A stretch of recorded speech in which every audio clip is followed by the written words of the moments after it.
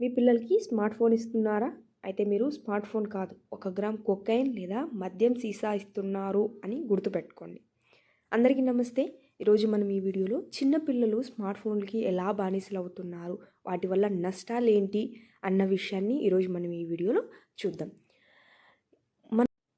చిన్న పిల్లల smart phone వాడకం మీద ఒక మానసిక శాస్త్రవేత్త యాండీ అనే శాస్త్రవేత్త ఒక సదస్సులో మాట్లాడుతూ, చిన్న పిల్లలకు కనుక స్మార్ట్ ఫోన్ ఇస్తున్నట్టు అయితే వాళ్ళకు స్మార్ట్ ఫోన్ కాదు, ఒక మద్యం సీసా లేదా 1 గ్రామ్ కొకైన్ వారికి ఇస్తున్నారు అన్న విషయాన్ని ప్రతి ఒక్కరూ గమనించాలి అన్నది ఆయన చెప్పడం జరిగింది. ఎందుకు అనంటే, స్మార్ట్ ఫోన్ ఎక్కువగా ఉపయోగించే పిల్లల యొక్క మెదడు అనేది క్రమంగా ఏ విధంగా అయితే మద్యం సేవించిన వాళ్ళ యొక్క మెదడు అనేది మొద్దబారిపోతుందో, అదేవిధంగా స్మార్ట్ ఫోన్ ఉపయోగించే పిల్లల యొక్క మెదడు కూడా మొద్దబారిపోతుంది అని ఆయన ఆ సదస్సులో చెప్పడం జరిగింది.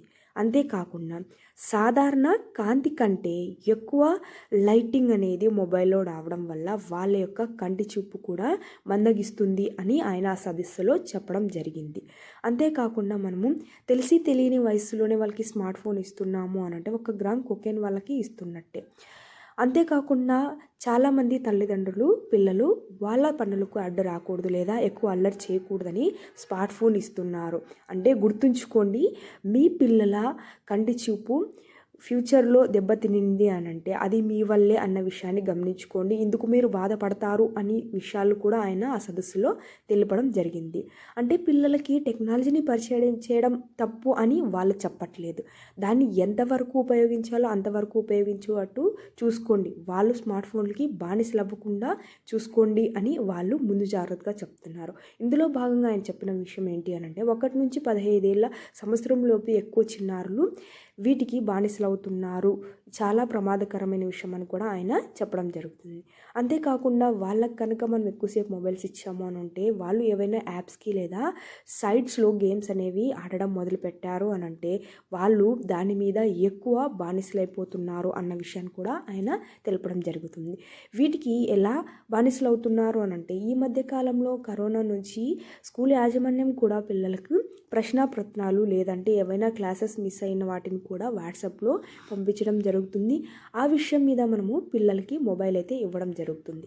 ఇచ్చే ముందు పిల్లలకి ఎంతసేపు ఆ క్లాస్ ఉంది అన్న విషయాన్ని మనము గుర్తుంచుకొని అంతసేపు మాత్రమే పిల్లల చేతిలో మొబైల్ ఉండేటట్టు చూసుకోవాలి. ఇలా చేయకపోవడం వల్ల పిల్లలు ఏవైనా యాప్స్ లేదంటే ఏవైనా సైట్స్లో గేమ్ అనేది ఆడడం మొదలుపెట్టారు అని అంటే దాని మీద ఎక్కువసేపు ఉండిపోతారు. మనం మన పనిలో ఉండిపోతే వాళ్ళు వాళ్ళ పనిని మొబైల్లో మొదలుపెట్టడం జరుగుతారు. దానివల్ల వాళ్ళు దానికి బానిసలు అవుతారు. ఒకవేళ మనం తగ్గించాలి అని అనుకుంటే అప్పటికి వాళ్ళు చాలా మొండిగా తయారవుతారు. వాళ్ళ యొక్క ధిక్కరణ శక్తి కూడా చాలా పెరుగుతుంది అని శాస్త్రవేత్తలు అనేది చెప్పడం జరుగుతుంది.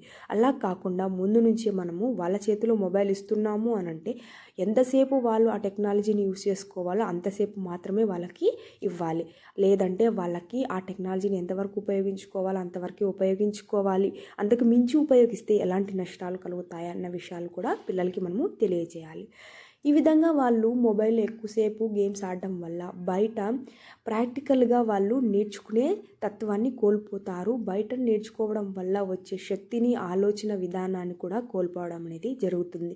ఎందుకంటే ఎక్కువసేపు వాళ్ళు మొబైల్లో ఉండడం వల్ల సాధారణ కాంతి శక్తి కంటే ఎక్కువ లైటింగ్ వచ్చే శక్తిని చూడడం వల్ల వాళ్ళ చూపు అనేది మందగిస్తుంది. అంతేకాకుండా శారీరకంగా కూడా వాళ్ళు ఎలాంటి ఆటలు ఆడకపోవడం వల్ల వాళ్ళ వయసు చిన్న వయసులోనే పెద్ద వయసులా కనిపించడం లేదంటే జుట్టు రాలడం లాంటి సమస్యలు కూడా ఎక్కువగా వాళ్ళలో మనం గమనించవచ్చు. లేదా ముఖం మీద ముడతలు రావడం, మొటిమలు రావడం అన్నవి కూడా మనము ఎక్కువగా గమనించవచ్చు.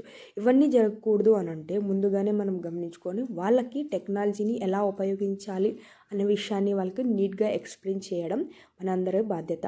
మనం పనిలో ఉండేటప్పుడు వాళ్ళకి ఏవైనా కథల పుస్తకాలు ఇవ్వడం వల్ల వాళ్ళు మొబైల్లో కాకుండా కథల పుస్తకాలు నిమగ్నులై ఉంటారు. అందులో ఉన్న చాలా విషయాలు కూడా నేర్చుకుంటారు. వాళ్ళ భవిష్యత్తు కూడా ఎంతో ఉపయోగకరంగా ఉంటుంది. ఇలా చేయడం వల్ల మనము కొంతవరకు పిల్లల్ని మొబైల్ నుంచి దూరం పెట్టవచ్చు. కొన్నిసార్లు పిల్లల ముందు మనమే చూస్తూ ఉంటాము వీడియోస్. దీనివల్ల కూడా పిల్లలు దానికి అడిక్ట్ అయ్యే అవకాశాలు ఎక్కువగా ఉన్నాయి. అలా కాకుండా వాళ్ళ ముందు కాకుండా మనం కూడా ఎంతవరకు ఉపయోగించాలో అంతవరకు ఉపయోగించడం వల్ల వాళ్ళ యొక్క వాడకాన్ని తగ్గించడం అనేది చేయవచ్చు. లేదంటే వీలైనంత వరకు మనకు ఎంతవరకు అవసరమో అంతవరకే వాడుకోవాలి. లేదంటే ఆ మొబైల్ని మనకు మన పిల్లలకు చాలా దూరంగా పెట్టుకోవడం వల్ల ఇలాంటి అన్ని నష్టాలని పిల్లలకి కలిగే చాలా నష్టాలని మనము తగ్గించగలుగుతాం. మీకు కనుక ఈ వీడియో నచ్చినట్టయితే తప్పకుండా మన ఛానల్ని మరింత ముందుకు తీసుకెళ్ళడానికి సబ్స్క్రైబ్ చేయండి. వీడియో ఎలా అనిపించిందో కామెంట్ చేయండి, షేర్ చేయండి. వీడియో లాస్ట్ దాకా చూసినందుకు థ్యాంక్ యూ.